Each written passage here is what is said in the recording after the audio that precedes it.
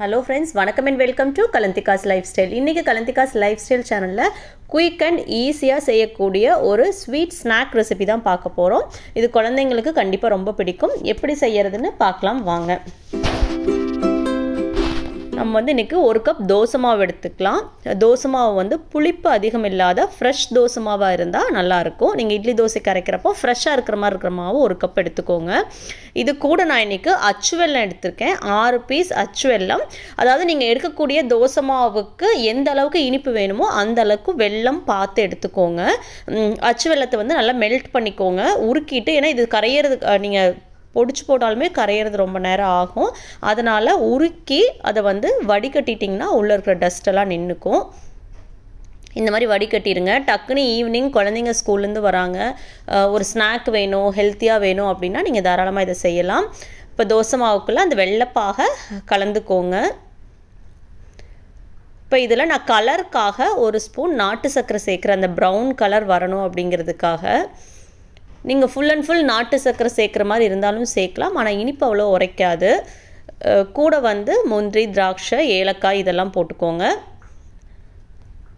அந்த ஒரு டெக்ஸ்சருக்காக ரவை வந்து 2 ஸ்பூன், பெரிய ஸ்பூன் அதாவது டேபிள் ஸ்பூன் அந்த மெஷர்மெண்ட் வச்சுக்கோங்க. இந்த மாதிரி ஒரு பெரிய ஸ்பூனில் 2 ஸ்பூன் ரவை சேர்த்துருக்குறேன் இந்த மாவுக்குள்ளே.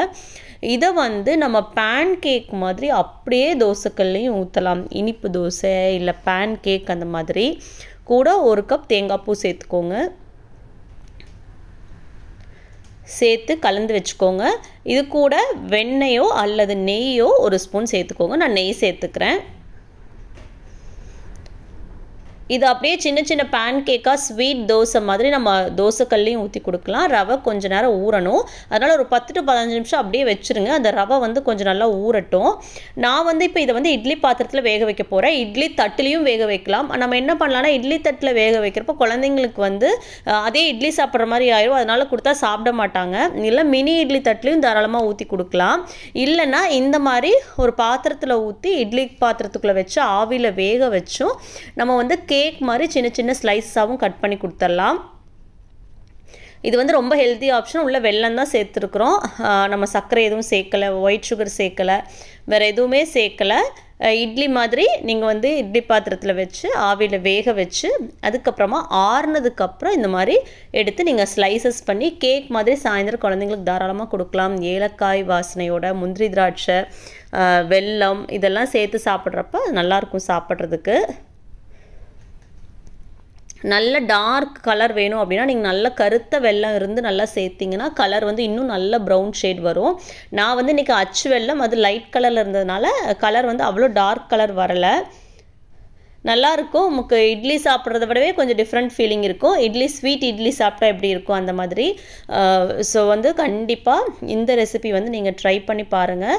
குழந்தைங்களுக்கு ஹெல்த்தியாக பாக்ஸுக்கு 11 மணிக்கு கொடுத்து விடணும், காலையில் சரியாக சாப்பிடல அப்படின்னா கூட இதை அப்படியே கலந்து நீங்கள் மினி இட்லி தட்டில் நல்லா எண்ணெய் தடவி மினி இட்லி பாத்திரத்தில் வந்து நீங்கள் ஊற்றி வேக வச்சு எடுத்து ஒரு சின்ன பாக்ஸில் போட்டு ஃபோக் போட்டு கொடுத்துட்டிங்கன்னா கூட குழந்தைங்க வந்து அந்த 11 மணி ஸ்நாக் டைமில் சாப்பிட்டுப்பாங்க. வெல்லம், தேங்காய் இதெல்லாம் சாப்பிட்றதுக்கு அந்த ஏலக்காயோடு சேர்த்து ரொம்ப நல்லா இருக்கும். கண்டிப்பாக இந்த ரெசிபி நீங்கள் ட்ரை பண்ணி பாருங்கள்.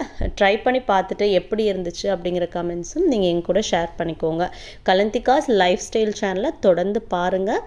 லைக் பண்ணுங்கள், ஷேர் பண்ணுங்கள், மறக்காமல் சப்ஸ்கிரைப் பண்ணுங்கள். தேங்க்ஸ் ஃபார் வாட்சிங். பாய்.